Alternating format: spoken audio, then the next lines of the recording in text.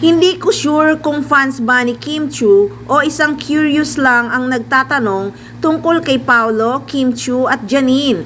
Ito ang tanong niya sa akin, basahin ko muna bago ko sagutin. Machika, tanong ko lang, bakit siya iniwan ni Paolo? Degree holder, sabi mo. At bakit hindi siya na-stay ni Janine? Maganda naman siya. At bakit itinanggi ni Paolo ang dirty linen? Diba sabi mo magjowa sila? Kung hindi sana tinanggihan ang project na dirty linen, wala sana Kim Pao.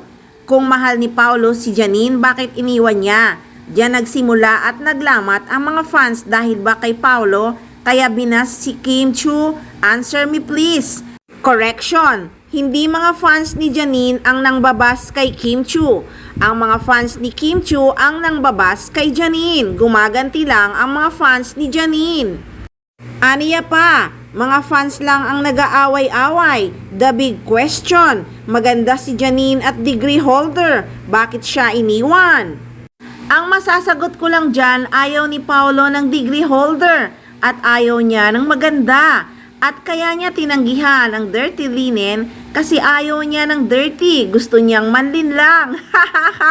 Pwede na ba yon? Joke lang po. At yung tanong kung hindi tinanggihan ni Paolo ang dirty linen, wala sanang Kim Pao ngayon.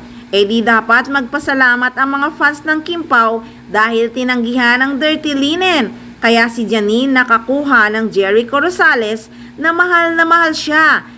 Okay, sagutin ko ng seryoso ang tanong mo.